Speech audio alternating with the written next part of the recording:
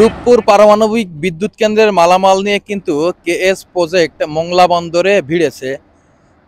আজ দুপুরেই কিন্তু এই কেএস প্রজেক্ট জাহাজটি দেশের দ্বিতীয় সমুদ্র বন্দর মংলা বন্দরে ৯ নম্বর জেটিতে কিন্তু জাহাজটি নোঙর করেছে।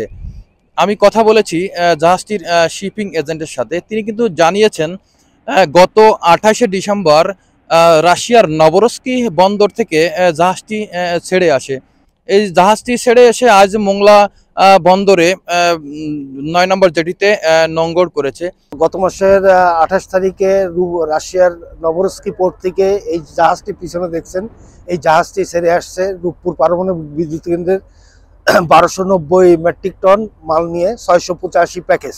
এবং আজকে ২৭ তারিখ এই মোংলা বন্দরের ৯ নম্বর জেটিতে ফিরছে।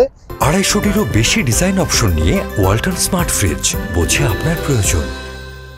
এবং এই জাহাজটা আজকের থেকেই খালাস কার্য শুরু হবে। খালাস কার্য শেষে আশা করি ২-৩ দিনের মধ্যে খালাস কাজ শেষ করে আমরা সড়ক পথে এটাকে রূপপুর পারমাণবিক বিদ্যুৎ কেন্দ্রে মাল পৌঁছাবো। এই জাহাজে কিন্তু প্রায় ১২০০ মেট্রিক টন মালামাল নিয়ে এই বন্দরে কিন্তু নোঙর করে। এই জাহাজটি থেকে কিন্তু কিছু সময় পরই কিন্তু এই পণ্য খালাস করা হবে। ইলেকট্রিক পণ্য খালাস করে রাখা হবে বন্দর জেটিতে। এই বন্দর জেটি থেকে কিন্তু সড়ক পথে নেওয়া হবে রূপপুর পারমাণবিক বিদ্যুৎ কেন্দ্রে।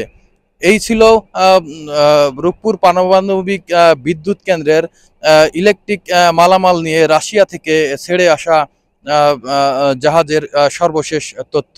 সুব্রত ঢালি, শুভ্র, ডিবিসি নিউজ, মংলা।